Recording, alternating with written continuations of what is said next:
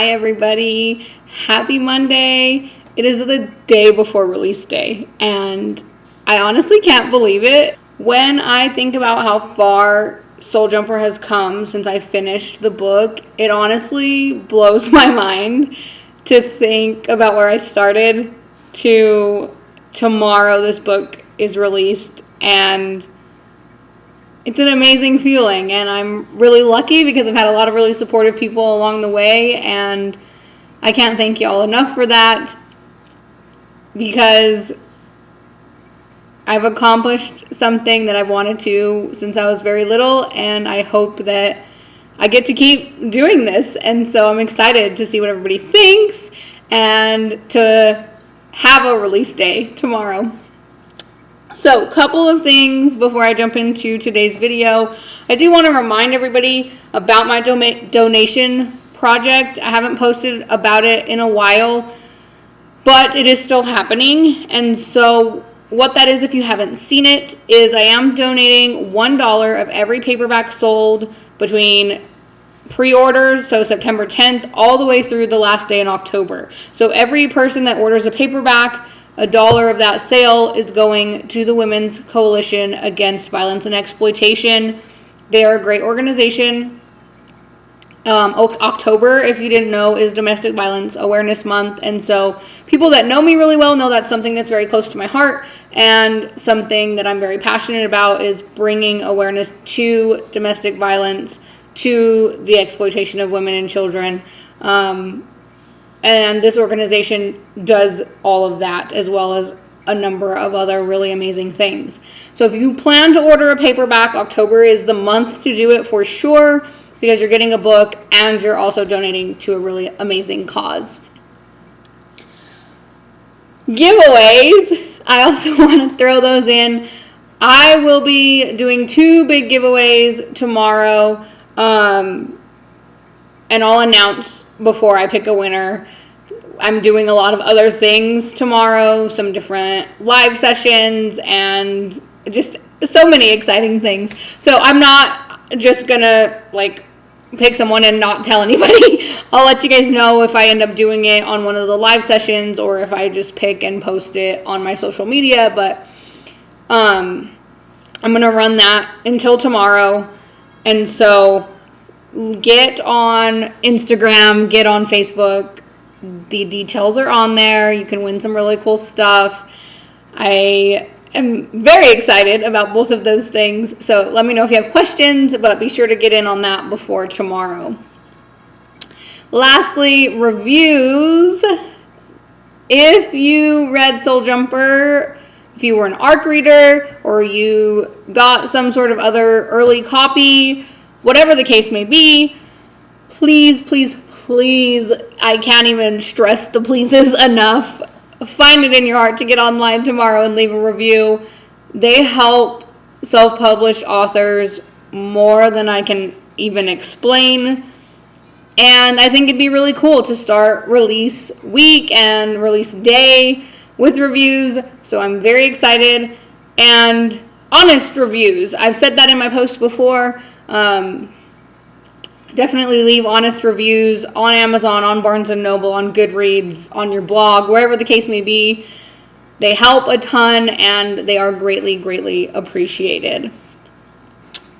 So, today's video, what I really wanted to get on here and talk about, I thought it would be super fun to share some of the things about Soul Jumper that people wouldn't know just if they buy the book and read it.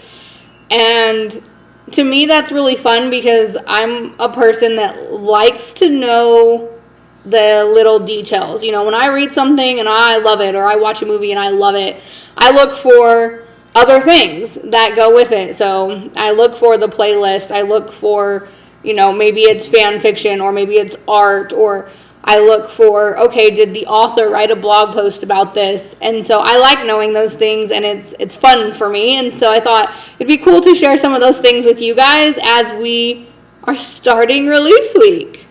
So I talk a little bit on my website about this. The reason I started Soul Jumper was my own fear of death and of dying. And when I tell you guys that I couldn't even think about death without having an anxiety attack, I'm not lying. Like, I would literally have to lay there and be like, okay, think of something else, think of something else.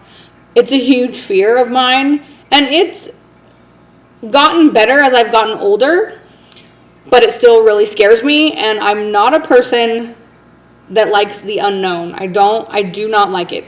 I like to be in control. I like to have a plan. I like to know what I'm doing, where I'm going, all of this stuff. And so with death, you know none of those things. You were not in control. There's no telling what happens, and that frightens me terribly. So when I started Soul Jumper, it was to work through some of those feelings and kind of find comfort in death and in dying and in losing people, and find a way to navigate those things, I guess. And that spills over into the book and the way that I wrote it and the way that I think about things. But the cool thing about Soul Jumper, something that a compliment I received, which I took as a huge compliment, was I had somebody read Soul Jumper that was very religious.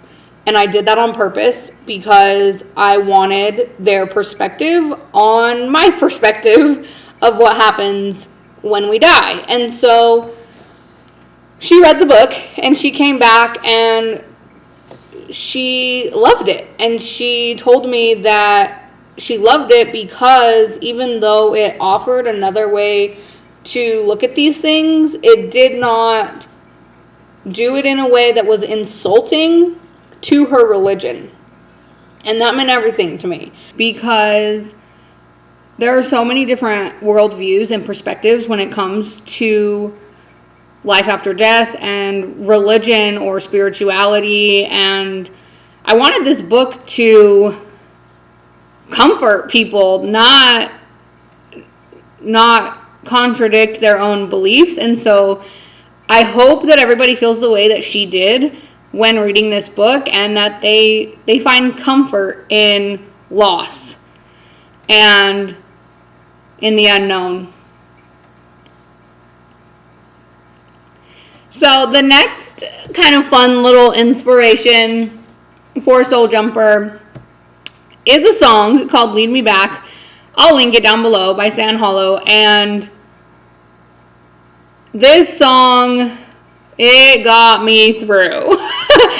It is amazing when you find the song that connects with the book, what it can do for your writing. So for Soul Jumper, it's this one. It's Lead Me Back. There is a chapter in Soul Jumper called Lead Me Back as a tribute to the song.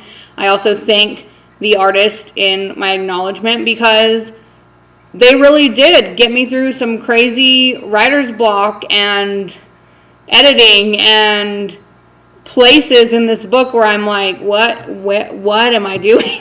And so they were a huge inspiration for this book, and I can't thank them enough. And I'm working on 2 other books. Most people probably know that. Encampment doesn't currently have a theme song, and so when I find it, I will let you know what it is. And it's something that I can't really explain it.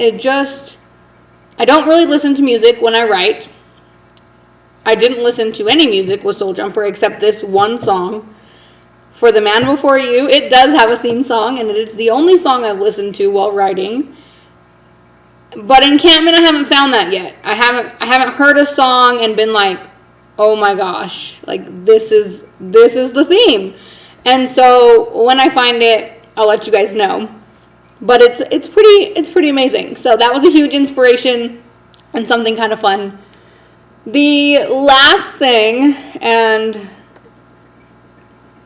something I wasn't sure I was going to share with readers, but I decided, what the heck? I mean, I'm putting it out there in a book, so here we go. In Soul Jumper, Kaitis, he's dead, and he uses other people's bodies to continue interacting with the living. And when he does that, when he jumps into somebody else's body, he gets hit with memories from his past life, or when he was alive, I should say.